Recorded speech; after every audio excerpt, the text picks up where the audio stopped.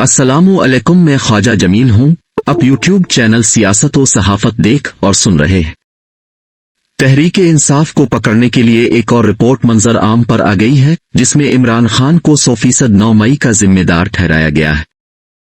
इसी बिना पर राना सनाउल्लाह और मोहसिन नकवी तहरीके इंसाफ से मुताल्लिक कह रहे हैं, यानी पीटीआई को बतौर पार्टी पाबंदी का सामना करना पड़ सकता है। पाबंदी से पार्टी की सियासी सरगर्मियों पर भी पाबंदी लग सकती है और इमरान खान को एक और ताहयात पाबंदी का सामना करना पड़ सकता है। रिपोर्ट के मुताबिक 9 मई के हवाले से इमरान खान का भरपूर किरदार है, यानी मंसूबाबंदी और दीगर उमूर उनकी राय और मुशावरत से अंजाम पाए। 9 मई के मंसूबाजात की जिज़ियात को अंजाम देने दिए लिए इमरान खान की तरफ से 52 मंसूबा साज, 34 मास्टर माइंड और 185 अमल दरामद करने वाले मुकर्रर किए गए थे। अमल दरामद करने वालों से मुतालिक कहा गया है, ये मुख्तलिफ इलाकों में मौजूद थे और एहतजाज करने वालों को फौजी तंसीबात और दीगर हसास मकामात की तरफ जाने के लिए उकसाते रहे। इसके अलावा फौज में मौजूद तहरीके इंसाफ को सहूलत और ताउन फराहम करने वाले अफसरान और एहलकारों को पकड़कर सजा से दोचार किया चुका है। फौज में मौजूद ये वो अनासिर थे जिन्होंने एहतजाज करने वालों को अपने ही इदारे के खिलाफ तोड़ फोड़ और जलाओ घेराव की इजाजत दी और रोकने की बजाय मौका से भाग निकले। इस हवाले से साबिक सदर आरिफ अलवी का बयान अहमियत का हामिल है। उन्होंने कहा, वो एहलकार जिन्होंने फौज में रहते हुए न सिर्फ एहतजाज करने वालों को सहूलत, मदद और ताउन फराहम किया, बल्कि इत्तला के मुताबिक बाज अफराद एहतजाज में शामिल भी हुए। फौज की तरफ से सिर्फ उन्हीं अफराद को पकड़कर सजा दी गई जो 9 मई के वाकयात में मुलव्वस थे। आरिफ अलवी ने कहा, फौज के पूरे इदारे को सजा से दोचार नहीं किया, न फौज के हर एहलकार और अफसर को 9 मई का जिम्मेदार समझा गया है। लेकिन दूसरी तरफ पूरी तहरीक इंसाफ को 9 मई का जिम्मेदार समझकर न सिर्फ तशद्दुद का निशाना बनाया गया, बल्कि औरतों, बच्चों और बुजुर्गों को भी नहीं छोड़ा गया। लोगों के घरों में घुसकर जवान लड़कियों को अगवा किया गया। खुद इमरान खान को अदालत के इहाते से अगवा किया।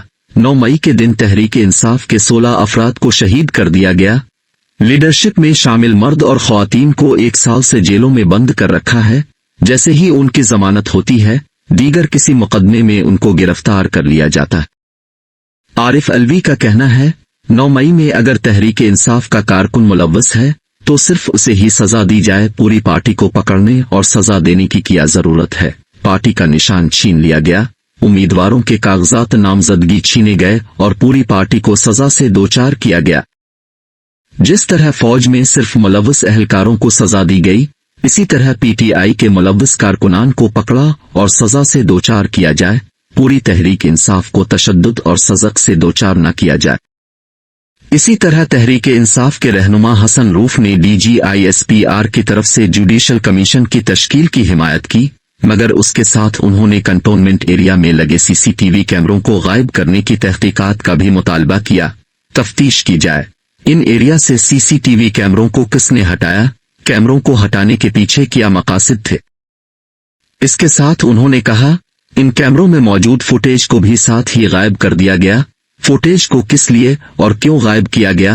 पीटीआई मुतालबा करती है CCTV की फुटेज को पाकिस्तानी कौम के सामने लाया जाए ताकि असल हकीकत सामने आ सके और पता चल सके 9 मई के दिन हुआ क्या था, कौन असल मुजरिम है और कौन है जो 9 मई के पीछे खुफिया हाथ रखता है। तहरीके इंसाफ इस खुफिया हाथ को अवाम के सामने लाने के लिए 1 साल से कैमरों और उनकी फुटेज को सामने लाने का मुतालबा कर रही है।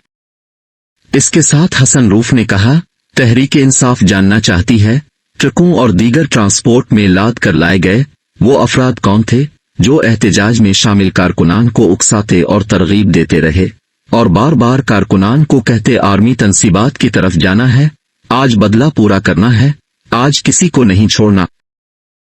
हम जानना चाहते हैं वो अफराद कौन थे और उनको बसों और दीगर ट्रांसपोर्ट में भरकर कौन लाया। इन अफराद ने ही हर तरफ तबाही मचाई और आग लगाई और शुहदा की निशानियों को तोड़ने और बेहुरमती करने वाले भी वही अफराद हैं। इन अफराद की निशानदही होना बहुत जरूरी है, जबकि तहकीक के बगैर खुफिया अफराद और उनकी शनाख्त सामने नहीं आ सकती।